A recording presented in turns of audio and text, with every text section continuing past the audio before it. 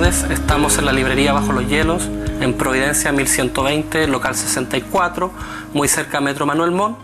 Y en esta oportunidad vamos a conversar, más que entrevistar, a un gran amigo, Rodolfo Novakovic Cerda, quien es ingeniero físico de la Universidad de Santiago de Chile, asesor en cuestiones de orden alimenticio, también ha tenido amplia participación en asuntos de tipo jurídico, y recientemente, hace no muchos meses, ha sido entrevistado por History Channel en un programa especial que se hizo acerca de los templarios.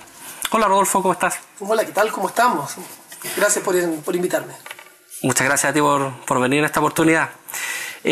Bueno, con Rodolfo hay muchos temas interesantes a tratar. Vamos a ver los que me parecen más centrales, entre ellos justamente el tema de History Channel, que ellos vinieron a Chile, te realizaron una entrevista y trataron especialmente el tema de un hallazgo que tú hiciste,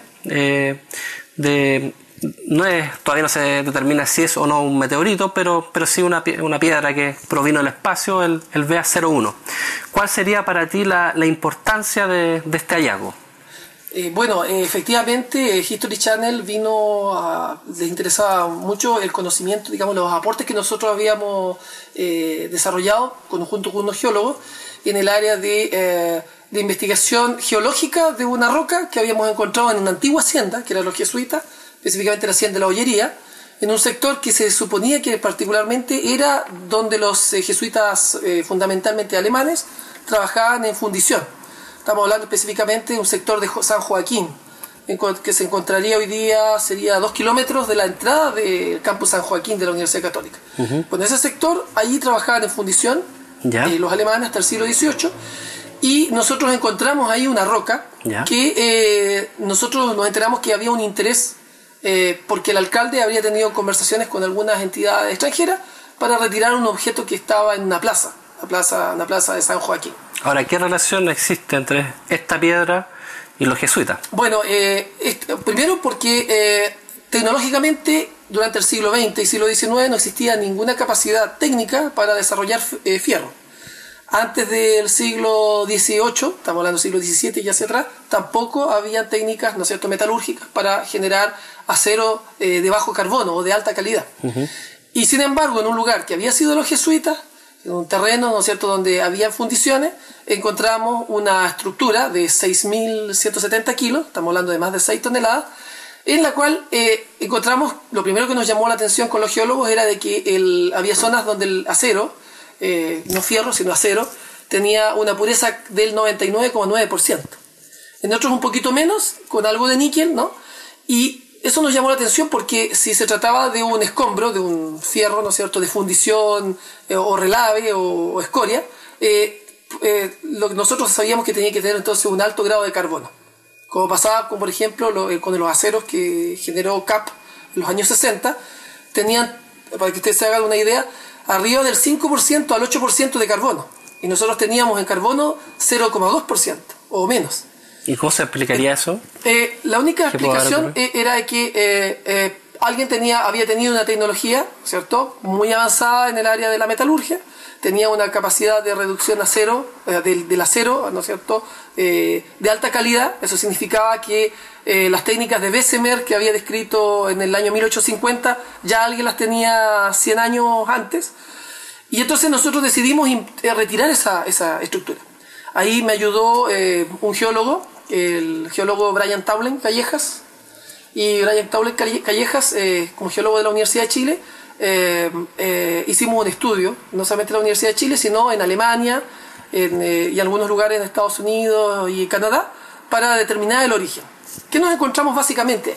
Nos encontramos con que, aparte de que el acero era muy puro, habían elementos de alta presión que no se podían generar ni por un origen volcánico, ni tampoco por un origen, hablemos, ¿no es cierto?, por las presiones que existen en la Tierra.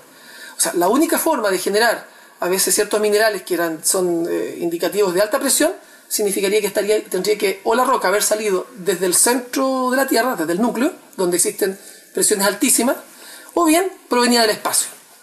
Les doy un ejemplo. Hay dos compuestos que están solamente, o sea, minerales que se encuentran solamente en los meteoritos. Una es la troilita que es un sulfuro de fierro, y la otra que encontramos que era un sulfuro de fierro manganeso. Y ese sulfuro de fierro manganeso estaba combinado, y las presiones son tan altas que la única explicación es que tendría que haber venido este objeto del espacio. Del exterior. Sin embargo, habían otros elementos que hacían indicar que tenía que ser terrestre. Y ahí estaba la disyuntiva. Porque si bien habían elementos que claramente tenían características extraterrestres, habían otros que eran que se podían condecir con una tecnología. Una tecnología, es decir, era un acero de bajo carbono, ¿no es cierto?, de muy alta tecnología, tenía una austenita, pero la austenita es como el grano, el tamaño del grano. Estamos hablando que un acero normal, las austenitas son del orden de 25 micras, máximo 100. Esta tenía del orden de 4000 micras. Es decir, que la presión para evitar que el fierro se licuara tenía que haber sido tan alta, ¿no?, que impidiera que esta roca se desmembrara, o sea, se licuara, ¿no es cierto?, debido a una alta temperatura. Ahora, en lo que tú investigaste, ¿sería factible que los jesuitas, en el año 1750 aproximadamente, acá en Chile, hayan tenido una tecnología capaz de intervenir una roca o una piedra de estas dimensiones y de esa manera? Bueno, ahí está la disyuntiva, porque nosotros con los geólogos habíamos conversado nosotros en el área de metalurgia, que era muy difícil que alguien en el siglo XVIII pudiese tener tecnologías que incluso hoy día no se explican para generar, primero, un acero de bajo carbono, ¿no es cierto?, de tan alta pureza en fierro, y lo otro es que además la austenita, el material, es magnético. Tiene un comportamiento magnético que no lo puede tener un fierro. Explico. Cuando un fierro está se produce a baja temperatura, estamos hablando de los 800 grados, ¿no es cierto?, una estructura, por ejemplo, podría ser magnética. Por ejemplo, si se mezcla con óxido, un fierro se mezcla con óxido. Pero en este caso, cuando uno eleva la temperatura por sobre los 1400 grados, entonces ya deja de ser magnético. Y sin embargo, acá esta estructura es magnética. Y eso era un comportamiento anómalo. Eso, o sea, en definitiva hay una serie de comportamientos y de características que tiene el VA01 que incluso llegaron a que personalidades de otros países se interesaran. A ver, cuéntanos un poquito sobre esto. Nosotros, después que los geólogos hicieron los análisis, nosotros hicimos unos análisis en Alemania, en la Universidad de Clausthal, lo hicimos en algunos otros lugares, se acercó, básicamente tuvimos conversaciones con el gobierno norteamericano, hicimos algunas presentaciones con India, que también mostraron al principio interés, pero después, digamos, no prosperó. La embajada de Japón, China, y no recuerdo si también hicimos una presentación también al gobierno de Israel, quienes también al principio habían mostrado interés y después tampoco prosperó. Los únicos que mantuvieron, por lo menos conversaciones, hasta principios o mediados del 2007 fue el gobierno norteamericano. Y eso partió aproximadamente entre enero del 2005 hasta, como te contaba, a mediados del 2007. Ese fue el interés. Hubo altos y bajos, al final era un tema de los valores. Nosotros siempre pedimos a que formalmente hicieran ellos una propuesta, ¿no es cierto?, una contrapropuesta, porque ellos nos fijaron primero un valor que teníamos nosotros que presentar a Estados Unidos, y después ellos dijeron que ese valor era más alto de lo que ellos esperaban, porque habían cambios de los jefes, y nunca hicieron una propuesta o una contrapropuesta del valor, y se enfrió hasta el día de hoy. O sea, hoy día el VEAS continúa en Chile, en definitiva. Continúa en Chile, claro, y no hay elementos adicionales, digamos, por lo menos hasta donde yo tengo conocimiento de información nueva o acercamientos de parte de algún país, de algún gobierno. Perfecto. Sigamos conversando acerca de los jesuitas. Bueno, sabemos que los jesuitas estuvieron en Chile, Uruguay, Paraguay, Argentina, o sea, todo lo que sería Sudamérica también. Y tú hablas incluso en tu escrito acerca de un imperio del sur, que sería de alguna manera como lo que habrían construido los jesuitas, un poder político, económico, que es tan grande en algún momento que incluso las autoridades sacerdotales y papales hacen que los jesuitas tengan que retirarse y en definitiva disolverse esta orden. ¿Habría alguna relación entre los jesuitas y los templarios, por ejemplo, e incluso los rosacruces? ¿Tú notas alguna ¿Algún vínculo? Yo sostengo dentro de la investigación y algunas otras personas con las que he conversado que sí, hay una vinculación directa entre los antiguos jesuitas y los templarios. Hay muchos estudios o personas que han establecido que los templarios habrían sido los que realmente, o los descendientes de los mismos templarios, habrían descubierto el Nuevo Mundo. O sea, estamos hablando de que América se había descubierto mucho antes de lo que oficialmente se dice en la historia. Eso, bueno, no es nada nuevo, hay muchos escritos en eso. Yo sostengo que cuando los templarios los expulsan, ¿no es cierto?, de la iglesia, y se produce, ¿no es cierto?, migra el Papa, ¿no es cierto?, a Aviñón, se produce la división, ¿no es cierto?, los templarios permanecen oficialmente en Portugal hasta 1319. O sea, bastante más allá de lo que nos dice la historia. Y en 1319, junto con desaparecer los templarios, ¿no es cierto?, oficialmente, se abren, ¿no es cierto?, los caballeros ¿cierto?, en este caso los caballeros de la Orden de Cristo. En Portugal. En Portugal. Y los caballeros de la Orden de Cristo lo que hacen es reclutan el mismo día a todos los que antes habían sido los caballeros templarios. Entonces estamos hablando de la misma gente, las mismas tecnologías, conocían ellos, tenían muchos conocimientos en la navegación. Entonces yo sostengo que ellos llegaron a estos lugares. Hay muchos estudios. ¿Y ahora cómo vinculamos esta orden portuguesa? Esta orden desapareció, o sea, se fue moviendo en distintas partes de Europa hasta que en el año 1540 aproximadamente, que curiosamente la fecha en que se crea la Compañía de Jesús, se seculariza, ¿no es cierto? Y no solamente ya estaba secularizada, pero prácticamente se diluye dentro del conocimiento, y hay buenos indicios para indicar que esta orden, los miembros pasan entonces a la Compañía de Jesús. Y obviamente como tal vienen con los conocimientos antiguos, los conocimientos que tenían, ¿no es cierto?, sus antepasados. Y ellos entonces continúan con el conocimiento, ¿no es cierto?, con el desarrollo del Nuevo Mundo. Estamos hablando entonces que ya conocían Sudamérica y lo que necesitaban era el apoyo del papado, de los reinos en Europa. Y eso genera entonces que ellos quisieran construir acá una especie de un imperio, ¿no?, en la cual el papado y las coronas no tuvieran tanta influencia. No tuviesen tanta influencia.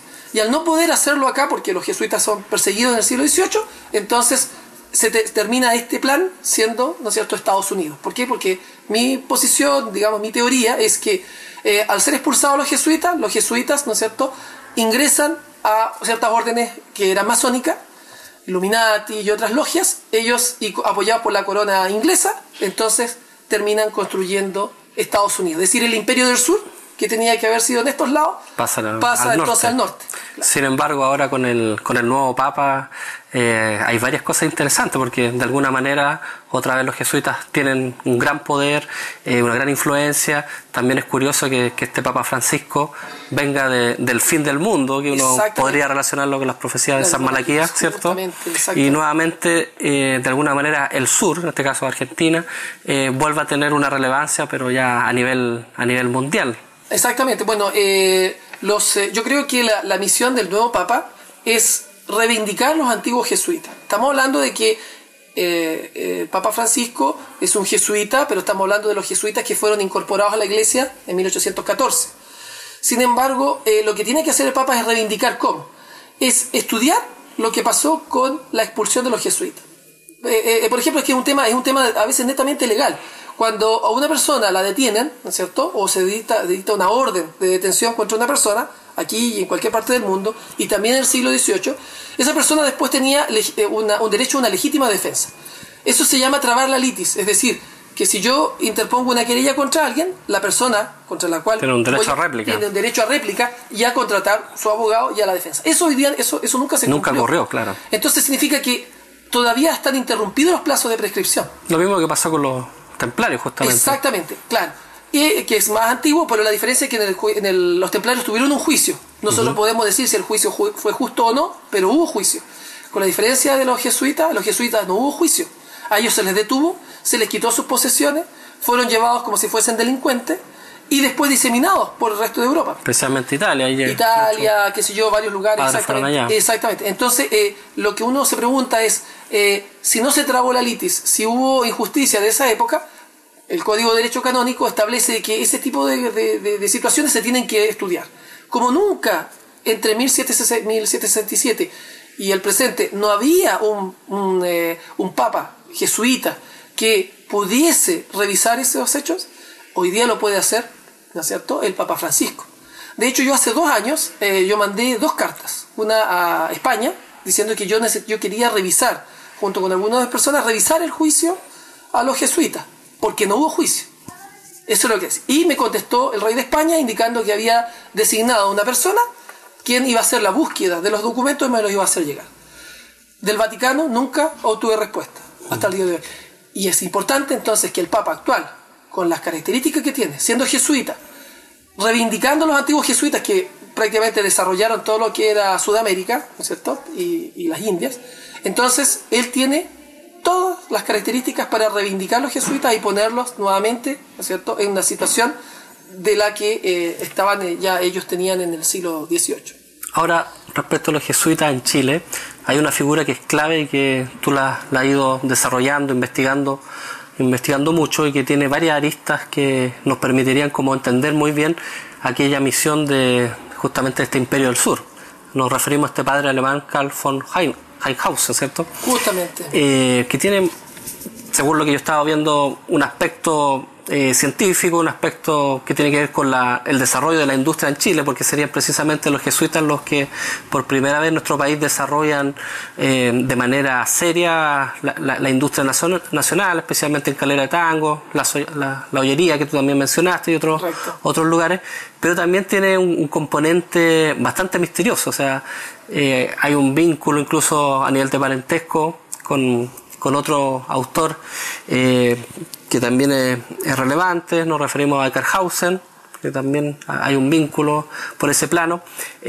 También hay todo un desarrollo a través del tema industrial, pero que demostraría quizás ciertos conocimientos de química, y más que nada, como todavía en ese tiempo no se puede hablar derechamente de química, había algo de alquimia incluso, o sea, no sé si tú puedes desarrollar alguna idea en relación a Es muy este interesante padre. tu pregunta, Sergio, yo te la agradezco porque efectivamente había un cardenal que incluso estuvo a punto de llegar a ser papa, tenía gran posibilidad de ser papa. Estamos hablando del cardenal de Pommesfelder, que estamos hablando de inicios del siglo XVIII, y él tenía mucho interés en Chile particularmente. Entonces él mandó a uno de sus ayudantes, el padre Witterich, que falleció en la hacienda de Bucalemu posteriormente, y él entonces lo que quería era industrializar Chile. Pero en esa época estamos hablando de que entre finales aproximadamente del año 1660 en adelante, ¿no es cierto?, habían disposiciones que prohibían que alemanes o personas que no fuesen españoles pudiesen venir con toda tranquilidad acá. Entonces si no era sacerdote, no podía ingresar. Si estaba a punto de ser ordenado sacerdote y no había estado en Toledo, entonces tampoco podía llegar a Chile.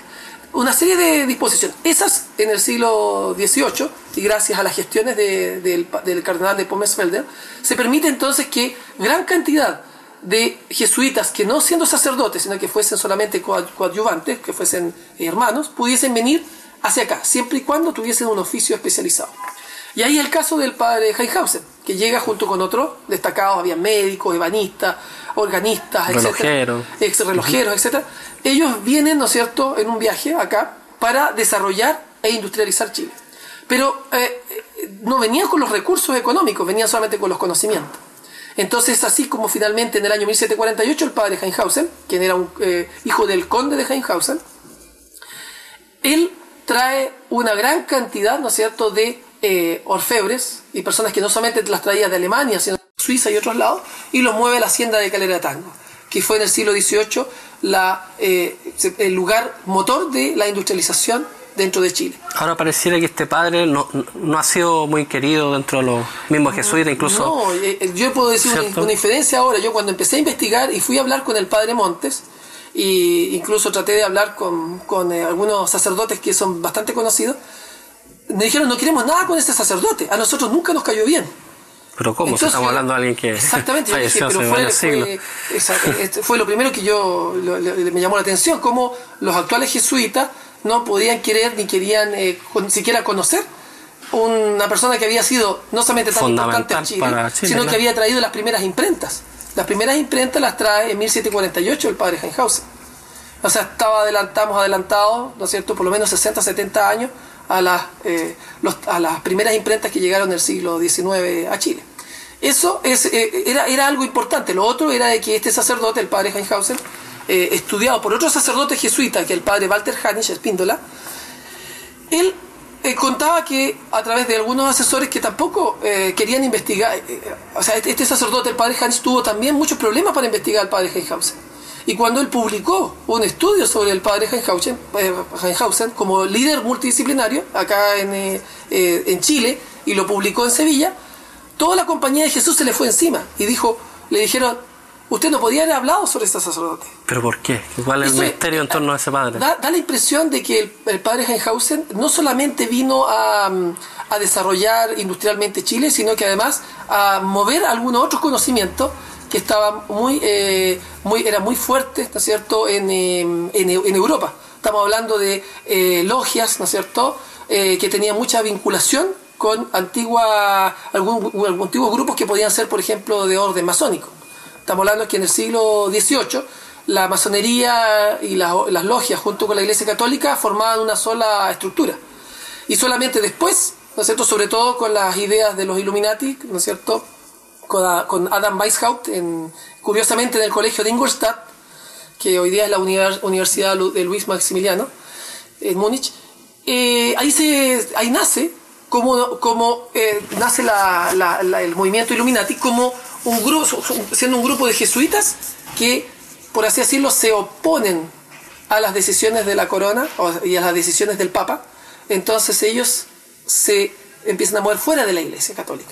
Bueno, ese movimiento, por así decirlo, emancipador, ¿no es cierto?, liberalista, por así decirlo, ¿no?, parecía que estaba dentro de las ideas del padre Heinhausen. Incluso la muerte del padre es bastante misteriosa, y tú la has indagado un poco, y habría hasta una posibilidad de un homicidio más.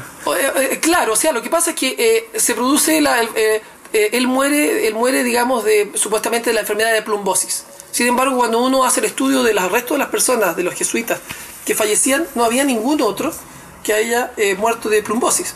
Estamos hablando de que,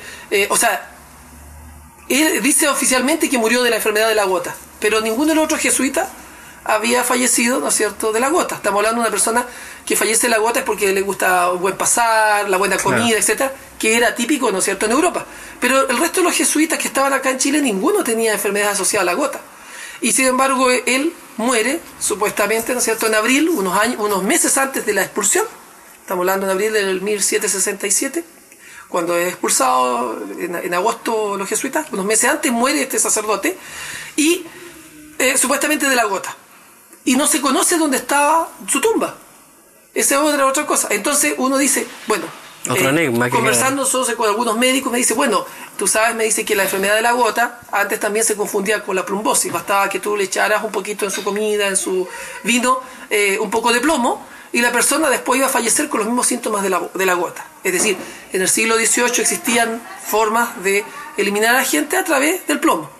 Entonces la persona fallecía como que era víctima de la gota, la enfermedad de la gota. ¿Qué es lo que ocurrió con este sacerdote? Y no con otros religiosos, ¿no es cierto?, que estaban en esta zona.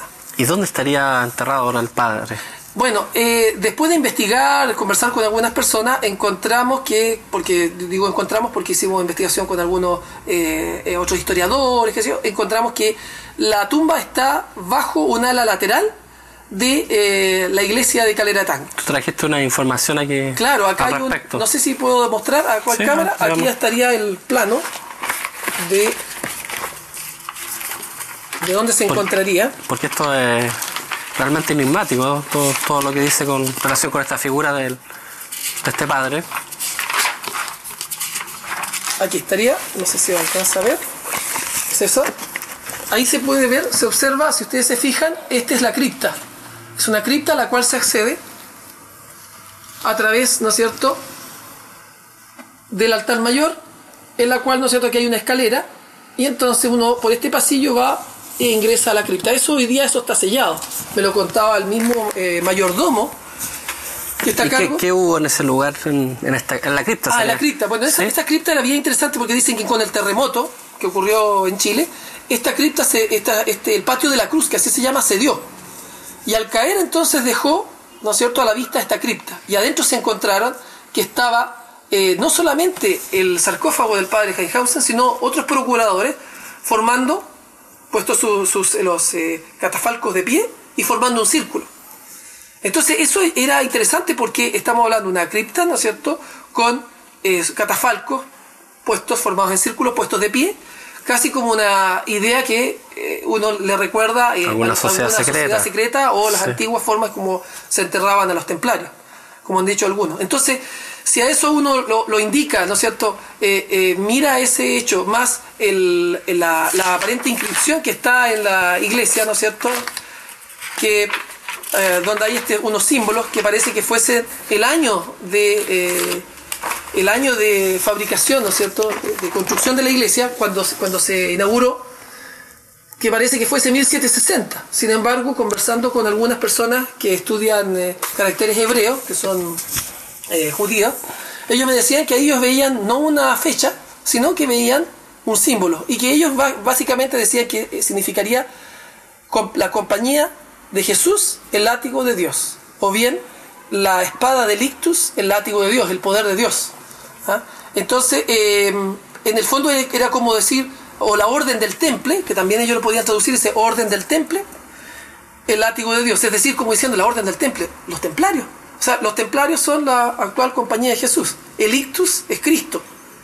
Y Cristo, ¿no es cierto?, ¿no es cierto?, estamos hablando de que es Jesús. Entonces, la compañía de Cristo, la compañía de Jesús, el poder o el látigo de Dios. Es decir, aquí estamos nosotros.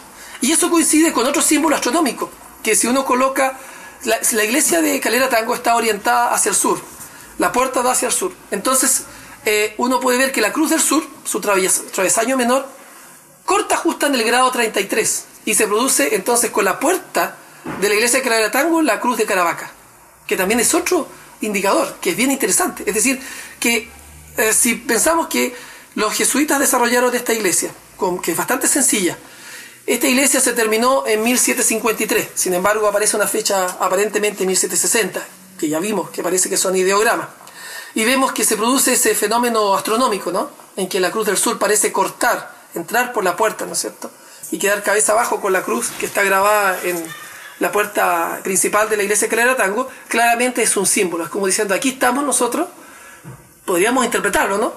Aquí estamos nosotros, los templarios, ¿no es cierto?, la antigua orden de Cristo, los antiguos templarios, estamos aquí ahora en Chile, en el grado 33. Y eso ese es un tema que tú has desarrollado bastante bien, o sea, porque de alguna manera todo demostraría que Santiago y la zona a su alrededor, especialmente Calera de Tango, como estamos viendo, tendrían una importancia geomántica, incluso también uno podría decir geopolítica. O sea, hay mucha relevancia desde varios puntos de vista, y desde un aspecto esotérico, el hecho que esté ubicado en el grado 33, latitud sur, igual que Buenos Aires, también nos estaría indicando como una especie de triángulo que también podría apuntar hacia la Antártida. O sea, hay personas que pueden decir, me han dicho, es cierto, me dice Rodolfo, podría ser, pero no nos olvidemos, dice, que cuando los jesuitas llegaron acá todavía no se conocían las coordenadas geográficas, ni las coordenadas polares, nada de eso. Sin embargo, se sabe hoy que los conocimientos de la posición geográfica, latitud, longitud, eran muy anteriores a lo que realmente se publicó, que es lo mismo que pasa con el tema del descubrimiento de América. O sea, es decir, claro, hay como una historia todavía no contada que hay que desarrollar. Y estamos hablando de que quien desarrolló la iglesia de Calera de Tango fueron los jesuitas, pero a instancias del padre Heinhausen. Y el padre Heinhausen, a los 67 años, hizo desde Chile el cálculo de la trayectoria del cometa Halley. O sea, tenía el conocimiento que le permitiría haber ubicado. Exacto, o sea, él tenía conocimiento astronómico lo suficiente y de física. No nos olvidemos que cuando él llega a Chile, el padre Heinhausen, él va a dar la cátedra de física moderna a la Universidad Pencopolitana, que estaba allá en Concepción. Entonces, él allá se hace cargo, en 1724 comienzan las clases en la Universidad Pencopolitana. O sea, ya en esa época teníamos física moderna, acá en Concepción, y después acá en Santiago, cuando se lleva al colegio la universidad que había en Concepción, que estaba en Penco, pero se llama Pencopolitana. Entonces, estamos hablando de que no fue una cosa al azar. Entonces, muchas veces se le ha tratado de bajar el perfil de que acá, poco menos que en el siglo XVIII, nosotros éramos puros indios con plumas, que teníamos cero conocimiento, lo cual no es así. Cada vez se descubre más que Chile y también lo que es Argentina, porque era todo esto una estructura grande, un imperio que se iba a desarrollar, estaba planificado.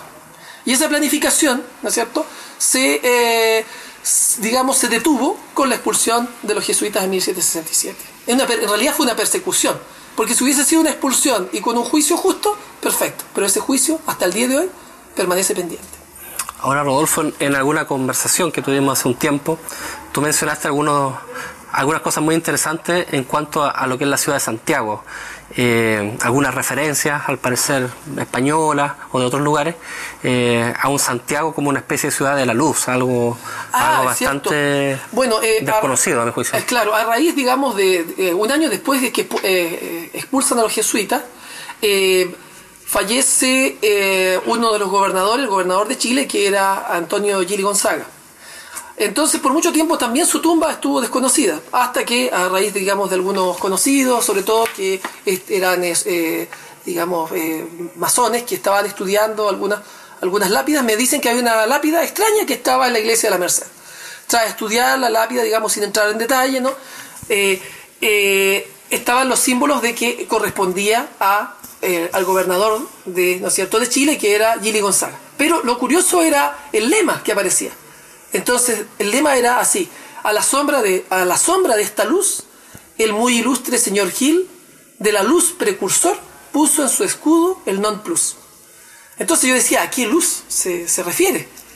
Entonces, conversando con un alemán que es teólogo y que asesoró al Papa, al antiguo Papa, a Benedicto XVI, él me dijo, me dice, en el siglo XVIII, por los desarrollos que tenía Chile, sobre todo Santiago, a Santiago se le conocía como la ciudad de la luz, lo cual me impresionó.